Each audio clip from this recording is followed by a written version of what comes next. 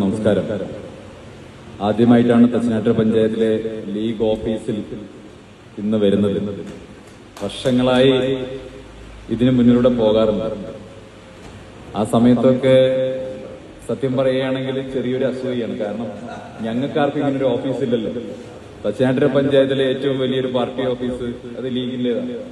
സ്വാഭാവികമായിട്ട് അത് കാണുന്ന സമയത്ത് ഒരല്പം അസൂയ കലർന്നിട്ടുള്ള സമീപനാണ് ഉണ്ടായിരുന്നത്.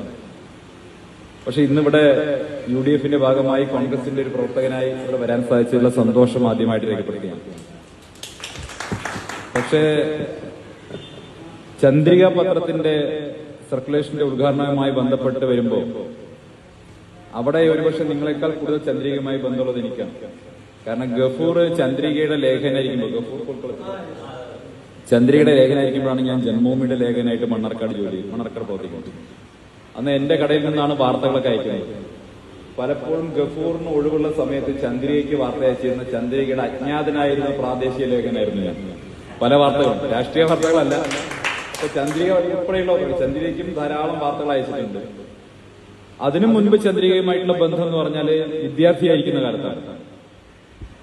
ഈ ബാക്കി വാർത്തകളല്ല, രാഷ്ട്രീയ വാർത്തകളല്ല, സ്പോർട്സ് വാർത്തകൾ ഏറ്റവും നല്ല രീതിയിൽ വന്നിരുന്ന ഒരു പത്രം ചന്ദ്രികയായിരുന്നു. കമാൽ വരദൂർ, കേരളത്തിലെ ഏറ്റവും പ്രഗത്ഭനായിട്ടുള്ള ഒരു സ്പോർട്സ് ലേഖകൻ കമാൽ വരദൂർ ചന്ദ്രികയിലാണുള്ളത്. അപ്പൊ അതുകൊണ്ട് തന്നെ ഓരോ മാച്ച് കഴിഞ്ഞാലും പിറ്റേ ദിവസം അതിന്റെ കൃത്യമായിട്ടുള്ള അനാലിസിസ് വായിക്കണമെങ്കിൽ ചന്ദ്രികയുടെ സ്പോർട്സ് പേജ് വായിക്കണം. അത് പെരിന്തൽമണ്ണയിലെ ലൈബ്രറിയിൽ പോയിരുന്നിട്ട് ഞാൻ ആദ്യം വായിക്കുന്നത് ചന്ദ്രികയുടെ സ്പോർട്സ് പേജ് ആയിരിക്കും. അതാണ് ചന്ദ്രികയുമായിട്ടുള്ള അടുത്ത ബന്ധം എന്ന് പറയുന്നത്. അപ്പൊ അതുകൊണ്ട് തന്നെ ചന്ദ്രികയുടെ ഒരു പരിപാടിയുമായി ബന്ധപ്പെട്ട് ഇവിടെ വരാൻ സാധിച്ചില്ല, ഒരു മാധ്യമ സ്ഥാപനവുമായി ബന്ധപ്പെട്ട പരിപാടിയിൽ വരാൻ സാധിച്ചിട്ടുള്ള അതിയായിട്ടുള്ള സന്തോഷം രേഖപ്പെടുത്താൻ ആഗ്രഹിക്കുക. മറ്റൊന്ന്, ഇവിടെ സൂചിപ്പിച്ചു ചന്ദ്രികയുടെ ജില്ലാതല പരിപാടി വിളിച്ചതായിരുന്നു, പോകാൻ സാധിച്ചില്ല. അന്നത്തെ തിരക്കുകൾ കൊണ്ട് പോകാൻ സാധിച്ചില്ല. എന്തായാലും തച്ചനാട്ടുകര പഞ്ചായത്തിലെ ആ പരിപാടിയിൽ പങ്കെടുക്കാൻ സാധിച്ചു. ഞാൻ ഒരു കാര്യം കൂടി പറയുകയാണ്. ചന്ദ്രികയുടെ ആദ്യത്തെ ഒരു വർഷത്തെ സബ്സ്ക്രിപ്ഷൻ എനിക്ക് തരണം. അത് നമ്മുടെ ഇന്ദിരാഭവനിൽ, ചെത്തല്ലൂരിലെ ഇന്ദിരാഭവനിൽ നാളെ മുതൽക്ക് തന്നെ പറ്റുമെങ്കിൽ ചന്ദ്രികാ പത്രം ഇട്ടു തുടങ്ങണമെന്ന് കൂടി അഭ്യർത്ഥിക്കുകയാണ്. അതിന്റെ പൈസ ഞാൻ ഷാക്കിർ മുഖേന ഇവിടെ എത്തിക്കുന്നതാണ്. ഈ രണ്ട് വാക്കുകൾ മാത്രം എല്ലാവരും തിരക്കണ്ടെന്നറിയാം.